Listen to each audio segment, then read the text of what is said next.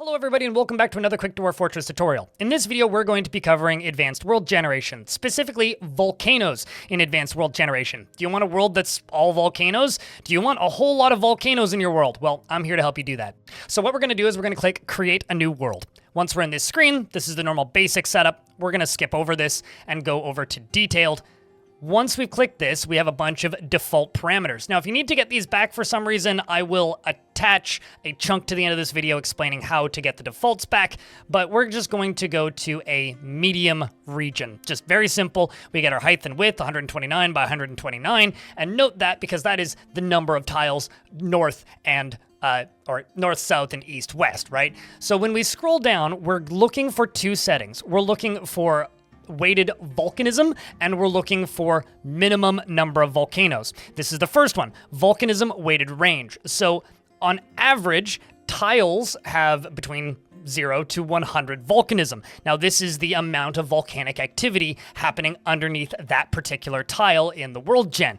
If it hits 100, it could form a volcano. And we are going to set this number up a bunch so that we have a higher chance of having a volcano showing up in each one of those 129 by 129 tiles. I'm going to increase this number to 3,000 because I find that if I set it too high, it just rejects too often. Now, the second one is minimum volcano number. Now, this is set to 3. As you can see, it says 129 by 129 in our width and height. So we don't want to set this above 129, but just for a little bit of fun, let's set it to 50. So what this setting does is it doesn't generate us 50 volcanoes, it rejects worlds that don't have 50 volcanoes. So the higher you set this number, the more rejections you're going to get. I now press enter. We're going to create a new world. Now it generates our world, and as you can see, we have clusters of volcanoes everywhere. This seems to have given us the desired effect. Let's pause world generation and have a peek. And it has given us our minimum of 50 volcanoes. I find that if you set it to the maximum of 200, it almost never generates the desired effect. But let's see if we can push the numbers up a little bit.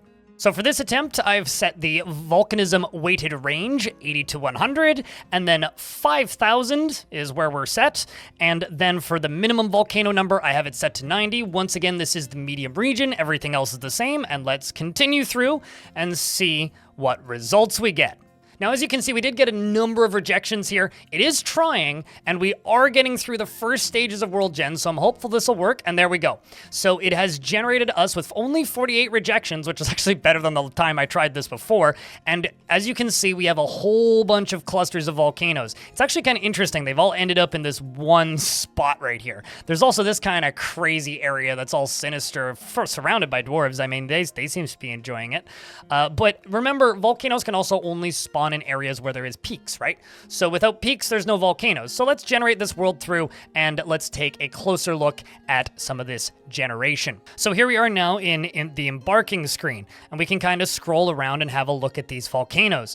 If we scroll in a little bit here, we can see kind of this scattering separation of different placements of volcanoes. A lot of these are in calm regions, and over here we have this awesome one, the Grizzly Volcano. I quite like the way that this is generated, so here's a one that I really like the look of. It's very steep around the edges, as you can see. When we click on this, we can see that it's actually at the maximum possible elevation, and let's jump into it and drop a quick embark and see how it looks. Let's make this a little bit bigger just for the sake of the video, and click. Let's have a peek. So I'm just going to click play now. Of course, you can do some more complicated things with Advanced World Gen, and this is just intended as the basics. But if you want more videos on this subject, I am taking ideas for things that I could cover.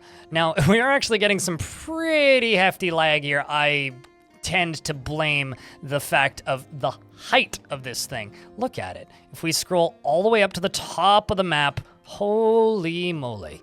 And then we scroll all the way down. That is one hell of a volcano. So it ends down at the bottom layer right here, surrounded by all these obsidian boulders. I mean, that's understandable.